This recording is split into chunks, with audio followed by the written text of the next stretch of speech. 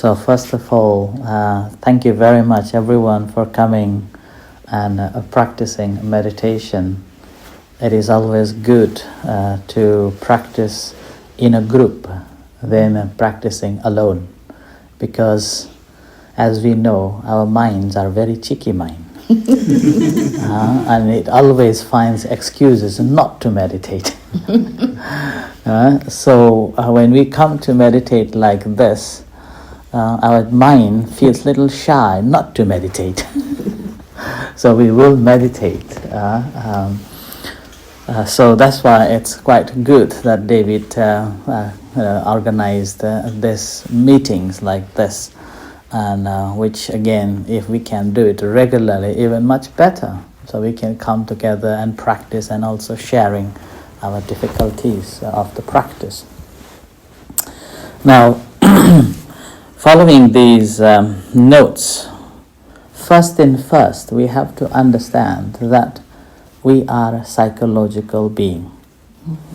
Okay? And it's very easy that we will be affected by things that we come across, things that we hear, things that we engage. It's very common that it will affect our thoughts, our feelings, and our emotions. Now, lack of a mindfulness of these connections and the reactions then normally causes a problem. But if we are mindful enough, then it won't be a trouble. It won't be a trouble. So that's why distractions are actually distractions because we want something else. Then that something becomes a distraction. In fact, that's just a natural thing that will happen. It's like when we can't sleep, even a small noise or even the light becomes a troublemaker, right? But when we are in sleep, doesn't make a difference at all. Doesn't matter how big sound outside there, it doesn't bother us because we are in sleep. Whereas we want to sleep, but these things are ticking, and then as a result I can't sleep. So that's how that becomes a distraction. So in the practice of a meditation, that's why first of all our intention is to get the calmness and a peaceful mind. So we have that desire, and then something happens against it, then that becomes a distraction. Okay? That's my tummy. Right? So that's why in a practice, that when we are practicing at the beginning, we try to get one object to work with so that we recognize many distractions. I want to pay attention to this breath. Now, so many things happening, and then my mind goes off. So that's simply to recognize that these are the distractions. When this distraction comes, how we deal with that? So, observe, acknowledge, note, and let go. So initially, we intentionally let go of these distractions, and then bring it back to the object of our meditation again and again. So that's the start, to learn that, okay, my intention is to pay attention to this breath. This is a distraction. It's okay. I recognize that, but my job is not that. So my job is to be with the breath. So we observe, acknowledge, note, and then deliberately let go, and back to the breath. So that's the initial stage. But later on, as our mind becomes strong and firmly established, and we know how to deal with this distraction comes and go, then at that time we are not stick with the breath alone. Breath is just the platform that we stand on. Now we are working with the distractions now. So distractions become a friend. Now when we notice those distractions, are you upset? Are you angry? Are you feeling anxious? So these are the time to look at now. So that's why in a practice of a mindfulness meditation, do not look at for the big changes. Look at the small changes, how it is changing. And over the couple of times of a practice or months of the practice, slowly you may not be able to notice your own changes, but your close friends and relatives will recognize that you've changed. Right? And then after someone said it, then suddenly, then you began to be mindful of your own changes. Where have I changed? So beginning to see the changes. Now, these small changes are the key to be satisfied and then work on that. And that's why it actually encourages us to practice a bit more. And then practice a bit more mindfully. Where comes the mindful moments that Lynn just mentioned? So rather than just sitting on a cushion and thinking of that this is one of the jobs that I have to do in a day, becomes every moment becomes a mindfulness. Doesn't matter what you do from the time when you wake up till you go to the bed. That's why you may have noticed, may have heard me saying 15 seconds of a mindfulness every moment. Each time when you are changing. After you woke up, mindful of a 15 seconds before you come out from the bed, and then go to the toilet, 15 seconds, and goes on. Obviously, when you are in the office, 3 minutes break in the toilet.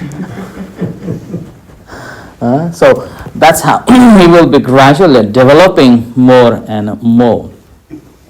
Now, obviously, at the beginning, our mind needs something to push so that we can practice. Because we've been always running all the time. And it's very difficult to sit and meditate for 5 minutes. So as a result, at the beginning, we may have to force ourselves that, okay, I'm going to do it. So in psychology it says 21 days. Doing it for 21 days, then although you may not be able to see that I have to do it 5 minutes every day after that, at least you see the changes, and that really encourages you to practice a bit more. Alright? So that's why initially you have to force yourself to sit and meditate, and force yourself to watch the breath or the object of a meditation for some times before it comes to get used to with that. Now when we are dealing with like that, the concept of the letting go comes, that is, now we have to remember in a mindfulness meditation, we are not forcing to let go of other things. In a practice of a mindfulness meditation, we let go after we have seen it completely. That's why here comes the toilet simile. Right? So those of you who do not know, the toilet simile is that once you have defecated, you won't leave it there. You have to flush it away. Yeah. Because you know that how sticky that is. So same thing. Things that is bothering us, before we can let go it completely, that we don't have to think about it, we have to know that this is really a waste, and this is really the cause of the trouble that I am having. Once you have fully realized that time you don't have to force yourself to let go. It will go. But the problem is, we still have an attachment that, oh, I like the smell of this toilet, so I don't want to flush it away. So we still hold on to something, some memories or some items or something, then as a result we cannot let go, because we haven't seen it in a true nature of it, the ultimate of it. So once we have seen it, then we will let go without any trouble, like a flushing away. So that is the letting go. But pretty much most of the time what's happening is that we don't like it, so I want to let go. So you are pushing hard. And the problem is our mind works in this way, that the more you push, that becomes more harder. But the more you accept it, it just go away. So that's why things that you want to let go, do not think about it. It will go away. But the more you think, it will remain more longer. In terms of, there's a compassion side. When we practice compassion, do not expect anything in return. The moment when you expect something in return, your action of a compassion is wrong.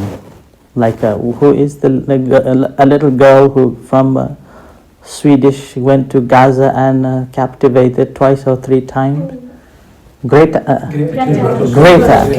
Oh yeah, I remember her. Yeah. So that sort of compassion is not good. You don't give to receive, yeah. Okay, so she is having more trouble. So same, you can be compassionate to someone, but check whether you are in position to give or not, whether you are in position to be free or not. And once you have given, are you free without expecting anything in return? Then that becomes the real compassion. In the mindfulness meditation, there is no struggle. Everything is just being mindful. Now, the beauty of the mindfulness meditation, that the moment when you become mindful of that what's happening, then you just smile at it. This is going through. Don't take me wrong. I was a very terrible, angry man. I almost killed my brother. I almost a big harm to my friend.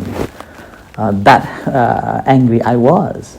Wow. And even now, I do feel angry too, okay? Don't get me wrong. I do feel upset and stressed too. Okay? But the moment when these arises, I simply know that, now this is happening. Where I see it? In my own body. Body temperature change, my breath changes, my feeling changes, my voice trembles. Those moments, what I do? Here comes. So I just watch those feelings and emotions for some times. Other times I just walk away. What happens when it, sometimes it just comes out your mouth and you can't put it back in?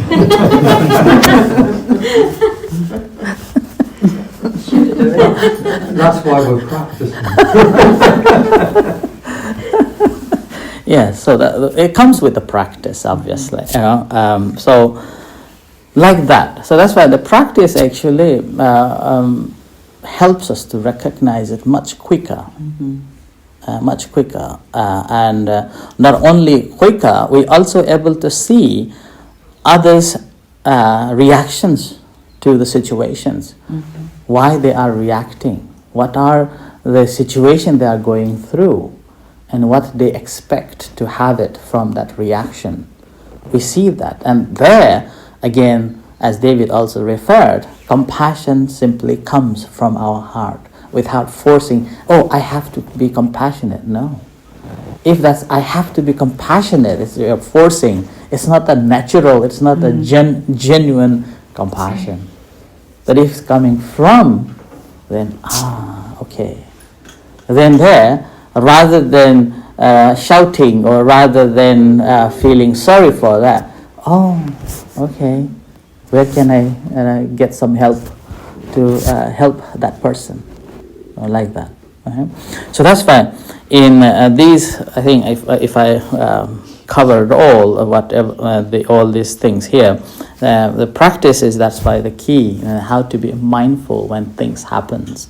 And then another one is just referring to the Lin as well, that rather than keep the meditation as the one of the jobs that I have to do in a day, take it with you everywhere you go.